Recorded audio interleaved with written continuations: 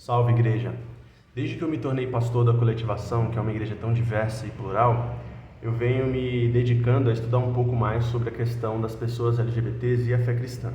Isso para poder fazer um pastoreio um pouco mais completo das pessoas que a gente ama em nossa comunidade. E com isso eu acabo tendo que ler coisas que eu gosto, coisas que eu não gosto também, teólogos mais conservadores, teólogos mais progressistas.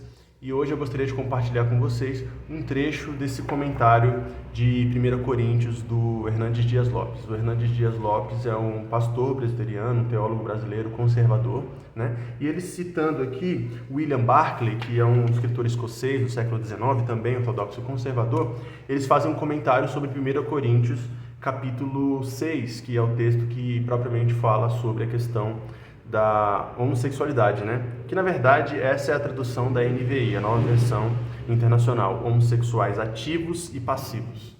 E a gente falou sobre isso ontem no culto e acabou que eu fiquei de levar esse texto para ler e esqueci. Então eu gostaria de compartilhar com vocês aqui agora. Abre aspas. O pecado do homossexualismo havia se expandido como uma infecção na vida grega e mais tarde se propagou em Roma. Mesmo um homem notável quanto Sócrates o praticava. O diálogo de Platão, o Simpósio, foi assinalado como uma das maiores obras sobre o amor. Mas seu tema não era o amor natural, mas antinatural. 14 dos 15 imperadores romanos praticavam esse vício. Quando Paulo escreveu essa carta, Nero era imperador. Nero tomara um jovem chamado Esporo e o castrara.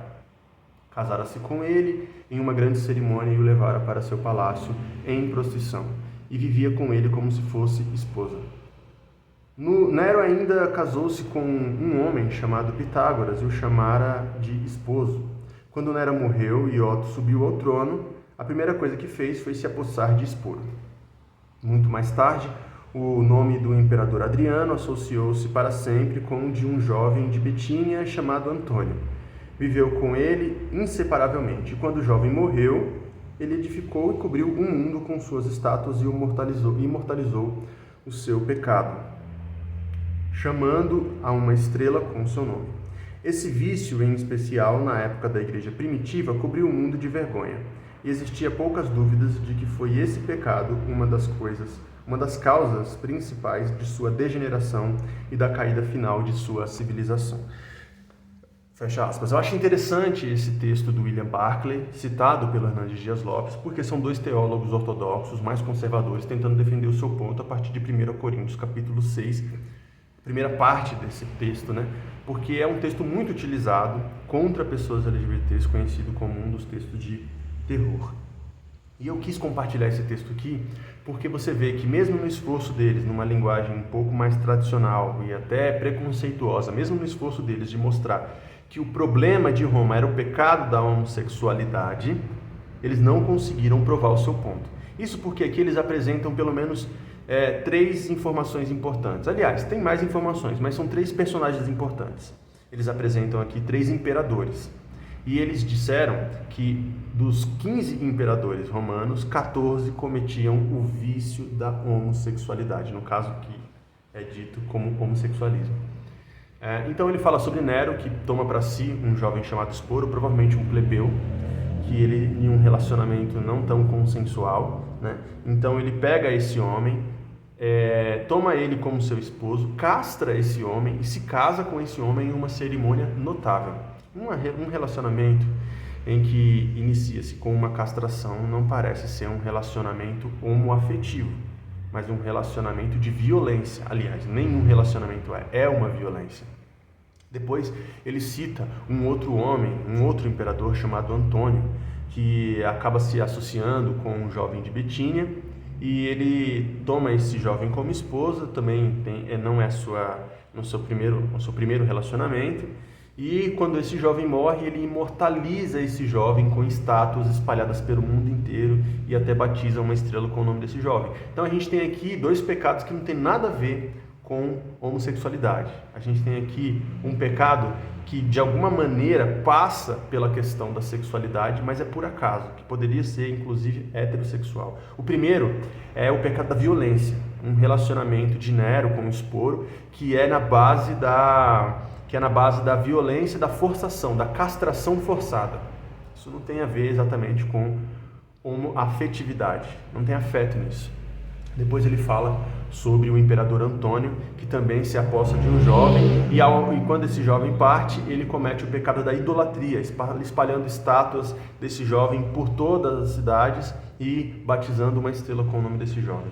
Uma outra informação importante sobre esse texto aqui, citado pelo William Barclay e pelo Hernandes Dias Lopes, é que se 14 dos 15 imperadores romanos eram de fato pessoas em relacionamentos homossexuais, o porquê que Jesus, que era um homem que vivia sob o Império Romano, por que João Batista, que era um profeta que vivia sob o Império Romano, não citaram esses pecados?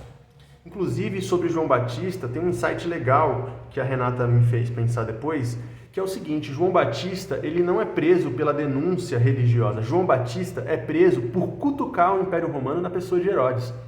João Batista é preso porque ele vai até Herodes e denuncia, aliás, publicamente ele denuncia a relação ilícita de Herodes com a esposa do seu irmão, que é uma relação heterossexual.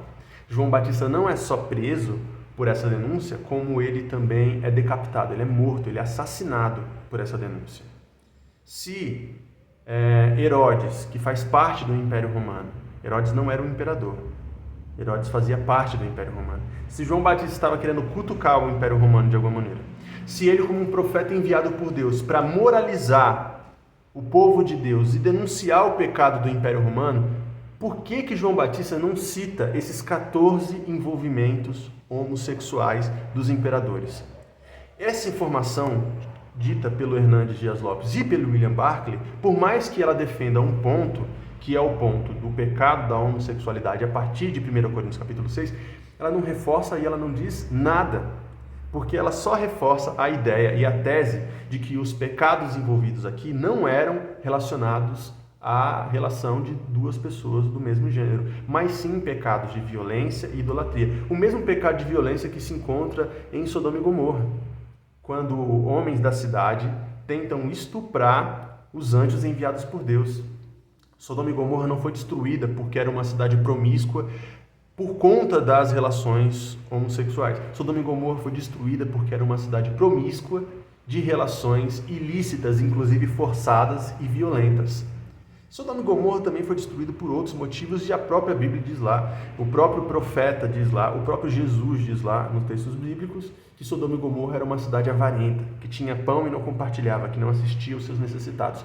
Portanto, é importante na nossa leitura bíblica a gente fazer essas perguntas para nós mesmos e fazer para o texto. O que eu quero dizer com isso? Bom, eu tenho muita coisa para dizer, mas ao mesmo tempo eu só vim aqui botar essa pulga atrás da sua orelha.